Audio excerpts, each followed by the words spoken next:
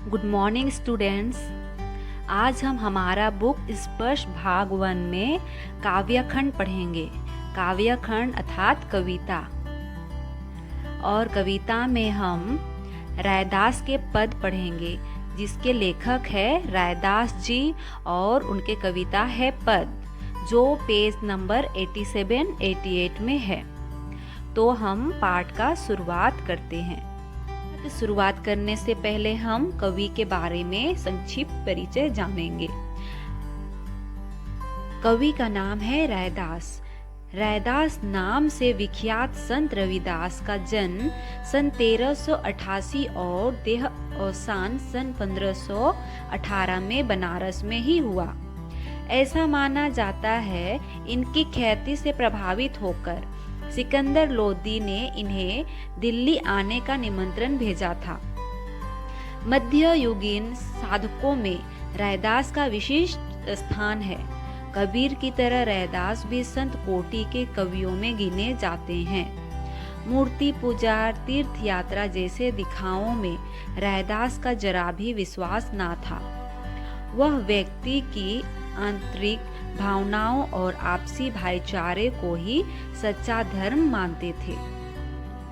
रैदास ने अपने काव्य रचनाओं में सरल व्यवहारिक ब्रज भाषा का प्रयोग किया है, जिसमें अवधी, राजस्थानी खड़ी बोली और उर्दू फारसी के शब्दों का भी मिश्रण है। रैदास को उपमा और रूपक अलंकार विशेष प्रिय रहे हैं।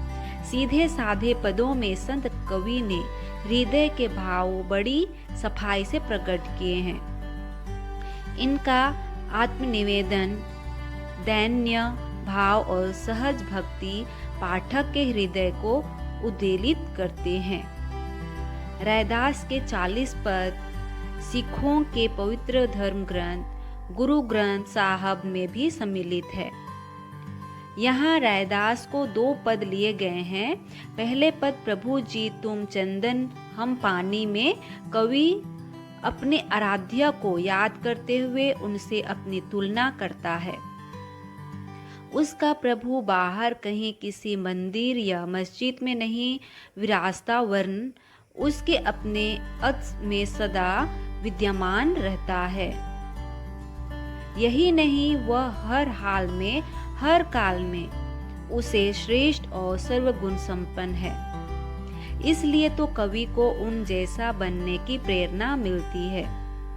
दूसरे पद में भगवान की अपार उदारता, कृपा और उनके समदर्शी स्वभाव का वर्णन है। रैदास कहते हैं कि भगवान ने तथाकथित निम्न कुल के भक्तों को भी सहज भाव से अपनाया है और उन्हें लोक में सम्मान्य स्थान दिया है। कविता शुरुआत करने से पहले हम कठिन शब्दों का अर्थ जान लेंगे।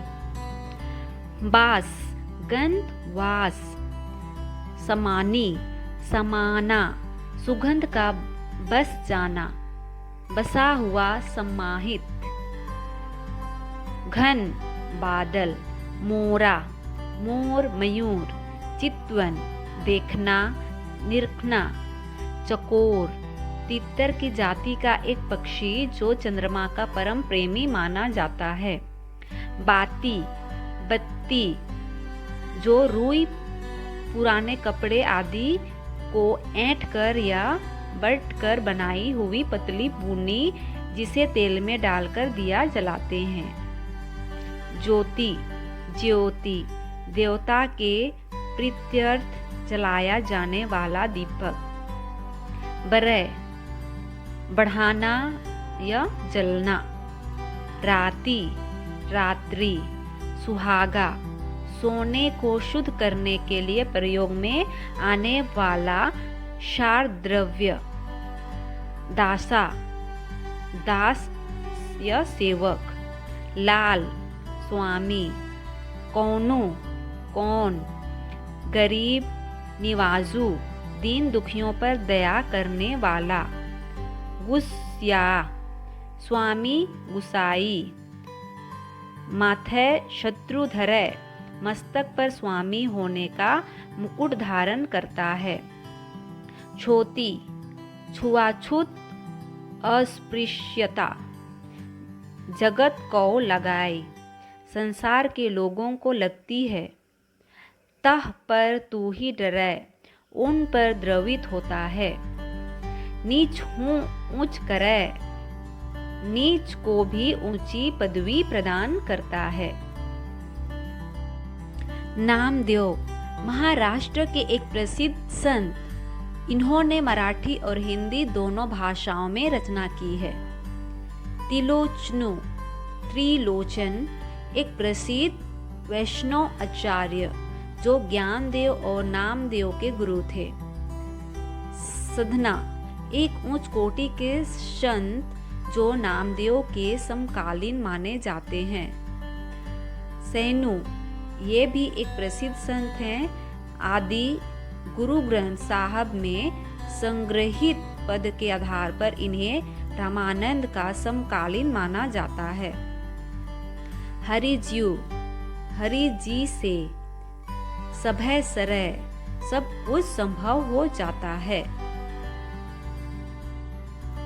तो अब हम पद की शुरुआत करते हैं।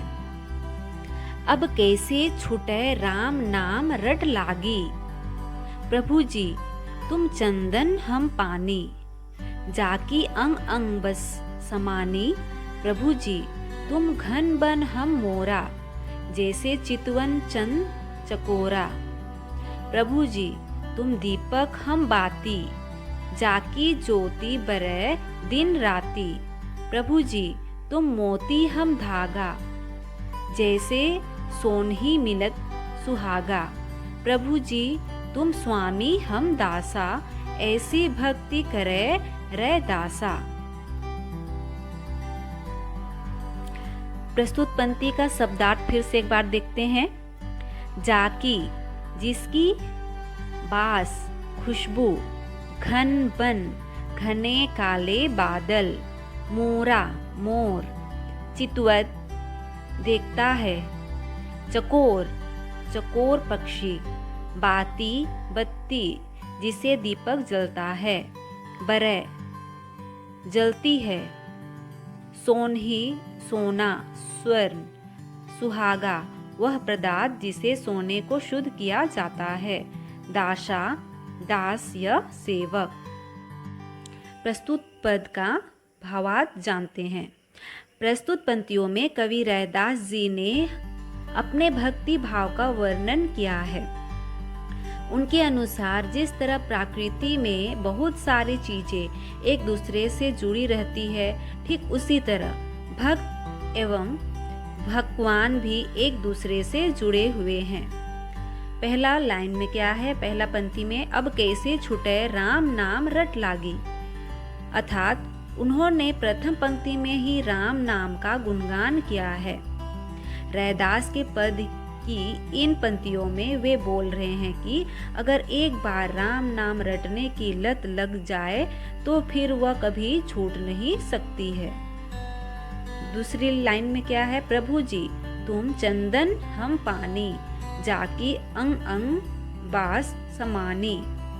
इसका अर्थ क्या है, दूसरी पंक्ति में उन्होंने कहा है कि भक्त एवं भगवान चंदन की लकड़ी एवं पानी की तरह होते हैं। जब चंदन की लकड़ी को पानी में डालकर छोड़ दिया जाता है तो उसकी सुगंध पानी में फैल जाती है। ठीक उसी प्रकार भगवान भी अपनी सुगंध भक्त के मन में छोड़ जाते हैं, जिसे सुनकर भक्त सदा प्रभु भक्ति में लीन रहता है।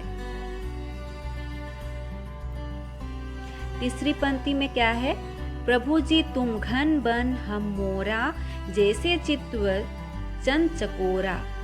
इस पंक्ति में कहते हैं कि जब वर्षा होने वाली होती है और चारों तरफ आकाश में बादल घिर जाते हैं तो जंगल में उपस्थित मोर अपने पंख फैलाकर नाचते बिना नहीं रह सकता। ठीक उसी प्रकार एक भक्त राम नाम लिए बिना नहीं रह सकता। चौथी पंक्ति में क्या है, प्रभु जी तुम दीपक हम बाती, जाकी ज्योति बरै दिन राती। रैदास जी इस पंक्ति में कहते हैं जैसे दीपक में बाती जलती रहती है, वैसे ही एक भक्त भी प्रभु की भक्ति में जलकर सदा प्रज्वलित होता रहता है। 5वीं पंक्ति में, प्रभु जी तुम मोती हम धागा, जैसे सोनही मिलत सुहागा। इस पंक्ति में कवि के अनुसार अगर ईश्वर मोती है तो भक्त एक धागे के समान है, जिसमें मोतियां को पिरोया जाता है, अर्थात दोनों एक दूसरे के बिना अधूरे हैं, और इसलिए कवि ने एक भक्त से भगवान के मिलन को सोने पे सुहागा कहा है। 6वीं लाइन में, प्रभु जी तुम स्वामी हम दासा, ऐसी भक्ति करे रैदासा।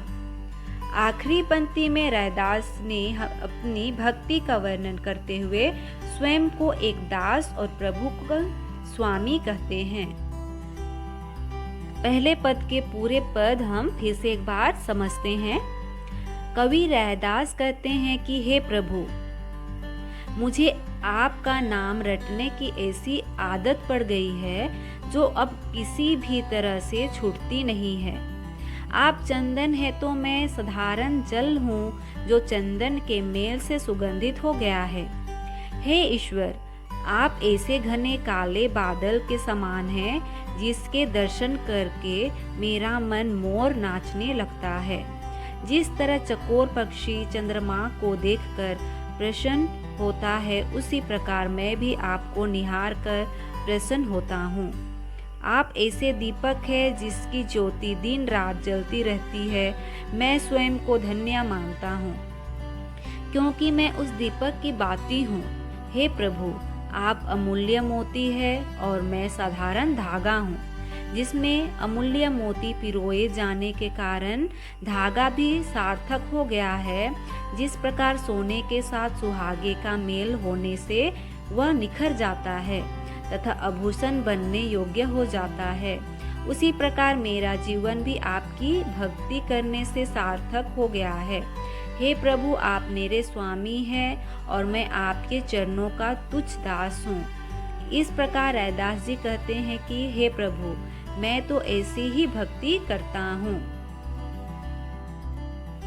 दूसरा पद, ऐसे लाल तुझ बीनू कौनो करे, गरीब निवाजू गुस्सिया मेरा मथै शत्रु धरै। जाकी छोती जगत को लगैता पर तू ही डरै। निचहूँ उच्च करे मेरा गोविंदू कहूँ ते ना डरै। नाम देव कबीर हूँ ती लोचनू सधना सन्नू तरह। कहीं रविदास हूँ सुनहु रे संत हूँ हरि जीव ते सभय सरय। अब हम भावार्थ जानते हैं। पहले पंक्ति में क्या है, सी लाल तुझ बीनू कौनो करे। पद की प्रस्तुत पंक्ति में कवि ने प्रभु की कृपा एवं महिमा का वर्णन किया है। इनके अनुसार इस संपूर्ण जगत में प्रभु से बड़ा कृपालु और कोई नहीं है। दूसरी और तीसरी पंक्ति में क्या है, गरीब निवाजू गुस्सिया मेरा मथै शत्रु धरै। जाकी छोटी जगत को लगाए ता पर तू ही डरै। इन पंक्तियों का अर्थ है कि रैदास के प्रभु गरीब एवं दीन दुखियों को समान भाव से देखने वाले हैं। वे छूत अछूत में विश्वास नहीं करते हैं और मनुष्य मनुष्य के बीच कोई भेदभाव नहीं करते हैं। इसी कारणवश कवि को यह लग रहा है कि अछूत होने के बाद भी उन पर प्रभु ने असीम कृपा की है। प्रभु की इस कृपा की वजह से कवि को अपने माथे पर राजाओं जैसा छत्र महसूस हो रहा है। चौथी पंक्ति में देखिए, नीच हूँ उच्च करे मेरा गोविंदू कहूँ ते ना डरे।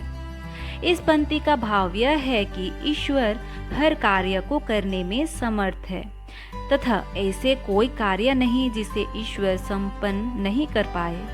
वे नीच को भी ऊंचा बना सकते हैं। उनकी कृपा से निम्न जाति में जन्म लेने वाले लोगों को भी ऊंची जाति जैसे लोगों से भी उचित सम्मान मिल जा सकता है। और 5वें और 6वें पंक्ति में क्या है? नामदेव कबीरू तिलोचनु सधना सुनु तरय, कही रविदासु सुनहु रे, संत हूँ हरि जीव ते सभय सरय। इन पंक्तियों का अर्थ है कि प्रभु किसी से नहीं डरते एवं अपने सभी भक्तों पर एक समान कृपा करते हैं।